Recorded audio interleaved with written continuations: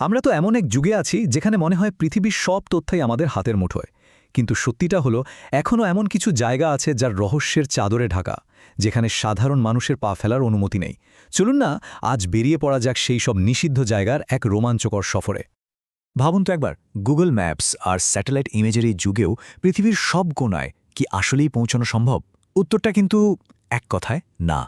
কিছু দরজা আমাদের সবার জন্যে চিরতরে বন্ধ করে দেওয়া হয়েছে। কিন্তু প্রশ্ন হলো কেন? কেন এই নিষেধাজ্ঞা? আজকের এই আলোচনায় আমরা সেই কারণগুলোই খুঁজে দেখব। কোনো জায়গা নিষিদ্ধ হওয়ার পেছনে প্রথম এবং সবচেয়ে পরিচিত কারণটা হল রাষ্ট্রীয় গোপনীয়তা। মানে এমন কিছু এলাকা আছে যেখানে সরকার নিজেই একটা সীমারেখা টেনে দিয়েছে, আর তার ভেতরে ঠিক কী হচ্ছে তা বাইরের পৃথিবীর জানার কোনো উপায় নেই। আর এই প্রসঙ্গে যে নামটা সবার আগে মাথায় আসে সেটা হলো এরিয়া 51। একটা নাম যেটা শুনলেই কেমন যেন চরম সামরিক গোপনীয়তা আর ভিনগ্রহের প্রাণী নিয়ে নানা জল্পনা কল্পনার কথা মনে পড়ে যায়, তাই না? যুক্তরাষ্ট্রের নেভাডা মরুভূমির মাঝে থাকা এই জায়গাটা পৃথিবীর অন্যতম রহস্যময় একটা স্থান। এখন দেখুন, এই এরিয়া 51কে নিয়ে দুটো একেবারে ভিন্ন গল্প চালু আছে।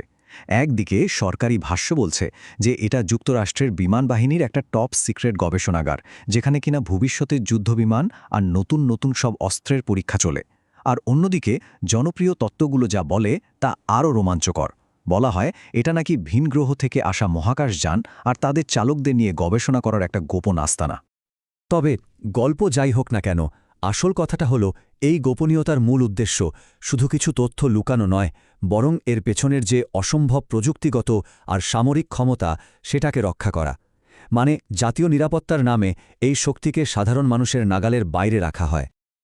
আচ্ছা, সরকারের কথা তো গেল, এবার আসা যাক দ্বিতীয় কারণে, যেখানে নিষেধাজ্ঞাটা মানুষের তৈরি নয় বরং খোদ প্রকৃতিরই দেওয়া।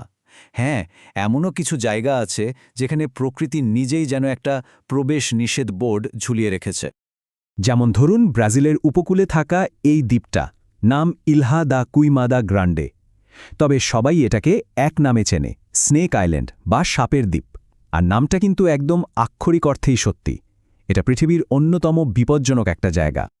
বিশ্বাস করতে হয়তো কষ্ট হবে, কিন্তু পরিসংখ্যান বলছে এই দ্বীপে প্রতি বর্গমিটারে গড়ে 5টি করে বিষধর সাপ থাকে। ভাবা যায় অবস্থাটা, মানে কয়েক পা হাঁটলেই একটা সাপের সাথে দেখা হওয়ার সম্ভাবনা প্রায় নিশ্চিত। আর এই দ্বীপের আসল আতঙ্ক হল গোল্ডেন ল্যান্সহেড ভাইপার। এটা পৃথিবীর অন্যতম বিষাক্ত একটা সাপ যা শুধুমাত্র এই দ্বীপেই পাওয়া যায়। এর বিষ এতটাই মারাত্মক যে মানুষের মাংস পর্যন্ত গলিয়ে দিতে পারে আর খুব কম সময়ের মধ্যে মৃত্যু ঘটাতে পারে। তাহলে বুঝতেই পারছেন এই দ্বীপটা নিষিদ্ধ করার কারণ দুটো।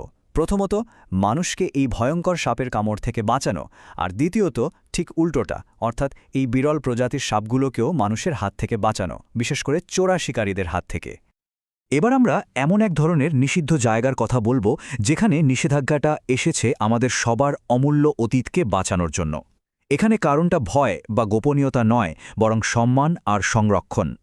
ফ্রান্সের লাস্কো গুহা, ভাবুন তো, এটা যেন প্রাগৈতিহাসিক শিল্পের এক অমূল্য ভাণ্ডার, একটা টাইম ক্যাপসুল যা আমাদের নিয়ে যায় হাজার হাজার বছর আগের পৃথিবীতে, আমাদের পূর্বপুরুষদের জীবনে। এর গল্পটাও কিন্তু বেশ নাটকীয়।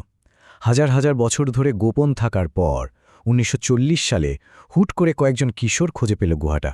এরপর ১৯৪৮ সালে যখন সবার জন্য খুলেও দেওয়া হলো, সে এক বিশাল ব্যাপার। কিন্তু সেই আনন্দ টিকল মাত্র ১৫ বছর।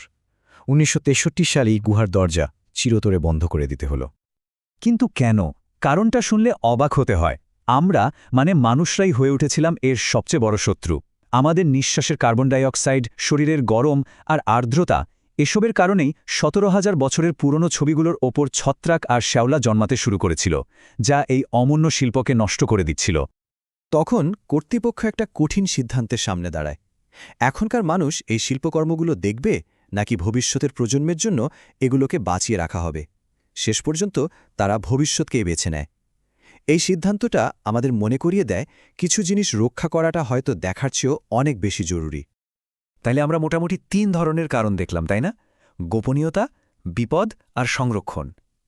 এই নিষিদ্ধ জায়গাগুলো আসলে আমাদের অনেক কিছু শিখিয়ে দেয়, আর চোখে আঙুল দিয়ে দেখিয়ে দেয় যে পৃথিবীর সব রহস্যের সমাধান হয়তো আমাদের হাতে নেই। চলুন একবার ঝালিয়ে নেওয়া যাক।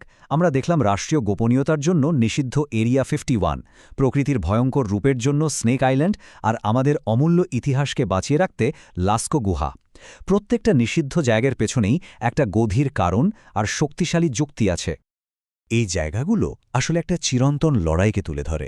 একদিকে আমাদের সব কিছু জানার আর সব জায়গায় পৌঁছানোর তীব্র ইচ্ছা, আর অন্যদিকে কিছু জিনিসকে নিয়ন্ত্রণ, রক্ষা আর সংরক্ষণ করার গভীর প্রয়োজন। এই দুটোর মধ্যে ভারসাম্য রাখাটাই হয়তো সবচেয়ে বড় চ্যালেঞ্জ। শেষ পর্যন্ত একটা প্রশ্ন কিন্তু থেকেই যায়। অজানাকে জানার এই যে আমাদের তীব্র ইচ্ছা, আর তাকে রক্ষা করার এই যে লড়াই, এটা কি কখনো শেষ হবে, নাকি কিছু রহস্য আমাদের জন্য চিরকাল রহস্যই থেকে যাবে? উত্তরটা হয়তো সময়ের হাতেই তোলা রইল।